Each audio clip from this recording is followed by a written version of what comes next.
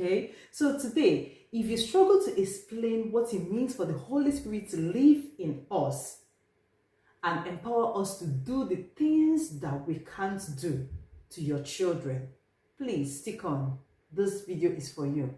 Right, okay, I'll be taking my discussion from the book of Acts chapter 2, how that gave us the narration of how the Holy Spirit came down, okay, how the disciples were all scared of the Jews and they were locked up in their room praying, and then the Holy Spirit came down like a mighty rushing wind and it broke out. The Holy Spirit broke out like tongues of fire, and he began to empower the scared disciples. They became bold and they began to speak in tongues. These were Galileans that ordinarily shouldn't be able to speak other languages, but they began to speak other languages.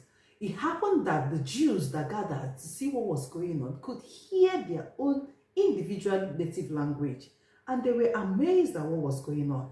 They knew these men to be frail men, and they knew them not to be educated either. How come they are able to speak how come they are able to speak the language that they can understand? So why some of them were laughing, thinking that they were drunk, Peter came out and became so bold.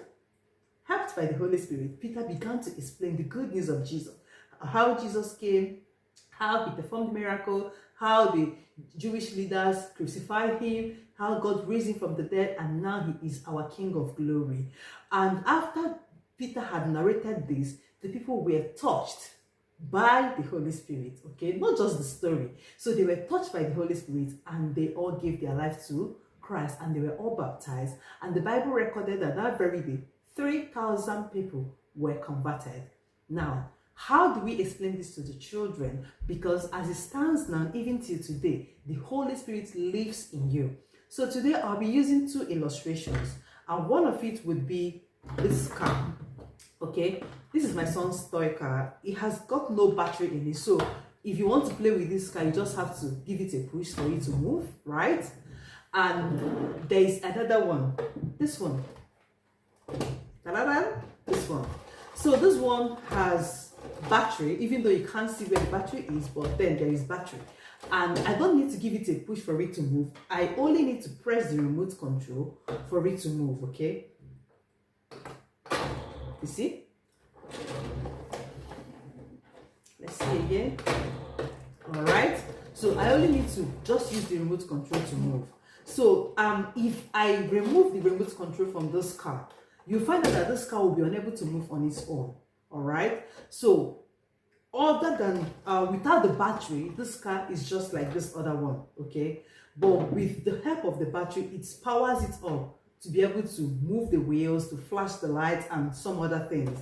Right. This is how it is with us and the Holy Spirit.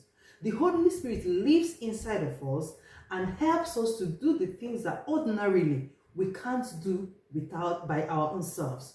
He helps us to work miracles. He helps us to live the way Jesus wants us to live. He helps to teach us the truth. He helps us in our every day-to-day life, right?